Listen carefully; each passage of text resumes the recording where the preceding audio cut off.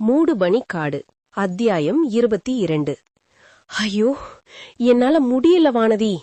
லாவண்யா சோர்வா டைனிங் சேர்ல வந்து உட்கார்ந்தா. முகம் அப்படியே வெளிரி போய் உதடெல்லாம் வறண்டு கிடந்துச்சு. கண்ணுக்கு கீழே கருவளையம். பார்த்தாலே அவ எவ்வளோ வீக்கா இருக்கான்னு தெரிஞ்சது.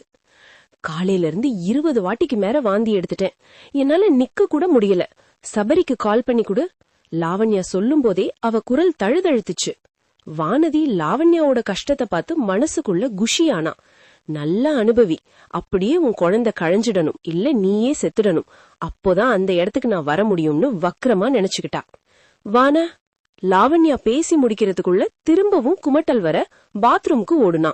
அப்போதான் லாவண்யா லாவண்யான்னு கூப்பிட்டுக்கிட்டே அகிலா உள்ள வந்தாங்க. கையில ஒரு பாத்திரம் இருந்துச்சு. அவங்க வாந்தி எடுத்துட்டு இருக்காங்கன்னு வானதி அசால்ட்டா சொன்னா. இப்போ எப்படி இருக்கா? அகிலா கவலையா கேட்டாங்க. டயர்டா இருக்காங்க. நீ கொஞ்சம் ஹெல்ப் பண்ணலாம்ல? அவ உடம்புக்கு முடியலன்னு நீ தானே பாத்துக்கணும். வீட்டு வேலையே சரியா இருக்கு, என்னால அதெல்லாம் பண்ண முடியாதுன்னு வானதி முகம் சுழிச்சா. அப்போ லாவண்யா டவலால முகத்தை தொடச்சுக்கிட்டே வெளியில வந்தா. ஏன் லாவண்யா, ஒரே நாள்ல இப்படி சோர்ந்து போயிட்ட? அகிலா பதட்டமா கேட்டாங்க. லாவண்யா சாரிய உட்காந்துக்கிட்டு, ரொம்ப பசிக்குதுமா, ஆனா ஒரு வாய் கூட சாப்பிட முடியல, உடம்புல தெம்பே இல்லன்னு சொன்னா. புள்ளத்தாச்சி பொண்ணு சாப்பிடாம இருக்க கூடாது. இந்தா, இத உனக்காகத்தான் கொண்டு வந்தேன். அகிலா அந்த பாத்திரத்தை நீட்டினாங்க. இத சாப்பிட்டா உனக்கு வாந்தி வராது, குழந்தை ஆரோக்கியமா வளரும்.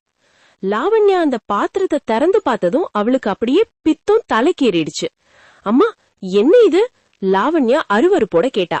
இது பன்றியோட இதயம், இத சாப்பிடு, அப்போதான் உடம்புல தெம்பு வரும். அகிலா ரொம்ப உறுதியா சொன்னாங்க. இத குழம்பு வைக்கணுமா இல்ல வறுக்கணுமா? பச்சையா சாப்பிடணும். அகிலா சொன்னதும் லாவண்யா அதிர்ந்து போயிட்டா. என்ன சொல்றீங்க? நான் ஏன் இத பச்சையா சாப்பிடணும்? இத பச்சையா சாப்பிட்டாதான் கருவுல இருக்கிற குழந்தைக்கு நல்லது. இது எங்க பாட்டி காலத்து வைத்தியம். குழந்தை நல்லா வளரணும்னு கேட்டல்ல, அப்போ இத சாப்பிடு. இத கேட்ட வானதிக்கு தூக்கி வாரி போட்டுச்சு. சி, இதையா பச்சையா சாப்பிடுவாங்கன்னு நினைச்சவளுக்கு அடுத்த நிமிஷமே ஒரு குரூர புத்தி வந்துச்சு. இத சாப்பிட்டு இவளுக்கும் குழந்தைக்கும் ஏதாவது ஆச்சுன்னா சபரி எனக்குதான்னு முடிவு பண்ணா. நேரா லாவண்யா கிட்ட வந்து, அக்கா, அகிலா அம்மா சொல்றது உண்மைதான். எங்க பாட்டியும் இப்படிதான் சொல்லுவாங்க. உங்க குழந்தையோட ஹெல்த் முக்கியம் இல்லையான்னு தூண்டி விட்டா. 2 பேரும் மாத்தி மாத்தி பேசவும் லாவண்யாவோட மனசு மாறிடுச்சு. குழந்தைகளுக்காக எதையும் செய்யலாம்னு முடிவெடுத்தா. சரி, நான் சாப்பிடுறேன்னு சொல்லிட்டு கண்களை மூடிக்கிட்டு அந்த ரத்தம் தோய்ந்த பச்சை இதயத்தை ஒவ்வொரு வாயா சாப்பிட ஆரம்பிச்சா. சர்ச் தோட்டத்துல செடிகளுக்கு பாதிரியார் தண்ணி ஊத்திட்டு இருந்தாரு. அப்போ சுஜி அங்க வந்தா. என்ன சுஜி இந்த நேரத்துல? பாதர், உங்ககிட்ட ஒண்ணு கேட்கணும். இந்த ஊர்ல ஹோட்டல் இருக்குதா? பாதர் ஆச்சரியமா பார்த்தாரு. ஹோட்டலா?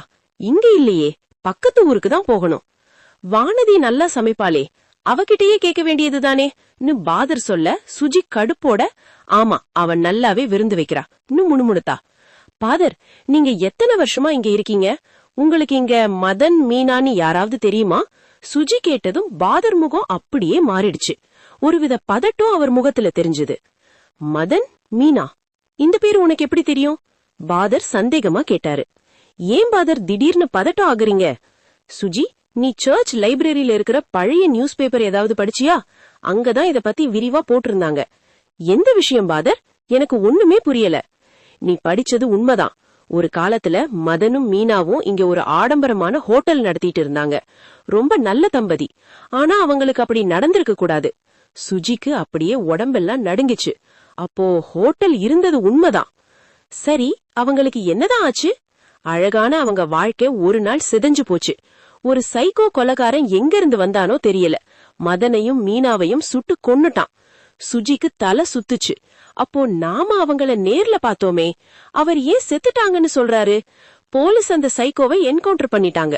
ஆனா அதுக்குள்ள மதன் மீனா உயிரும் போயிடுச்சு. அந்த ஹோட்டல் பில்டிங் இடி விழுந்து இடிஞ்சு போச்சு. அந்த சம்பவத்துக்கு அப்புறம்தான் இந்த ஊரே இப்படி ஆயிடுச்சு. சரிமா, எனக்கு வேலை இருக்குன்னு சொல்லிட்டு பாதர் உள்ள போயிட்டாரு. சுஜி அங்கேயே உறைஞ்சு போய் நின்னா. வருண் பொறக்கிறதுக்கு முன்னாடி நடந்த சம்பவமா இருந்தா அவனுக்கு தெரியாம இருந்திருக்கலாம். ஆனா இறந்தவங்க எப்படி இப்ப ஏன் முன்னாடி வந்து பேசினாங்க? நான் பார்த்தது நிஜமா இல்ல பேயா? சுஜியோட மூளை பிச்சிக்கிற மாதிரி இருந்துச்சு. என்ன நேயர்களே, லாவண்யா தன் குழந்தைகளுக்காக பச்சை இதயத்தை சாப்பிட்டு விட்டாள். இது அவளுக்கு தெம்பை கொடுக்குமா அல்லது விபரீதமாக முடியுமா? இன்னொரு பக்கம் சுஜி சந்தித்த அந்த மதன் மீனா தம்பதியார் இறந்தவர்கள் எப்படி அவளுடன் பேசினார்கள்? அந்த சைக்கோ கொலகாரன் யார்? Stay tuned for the next episode.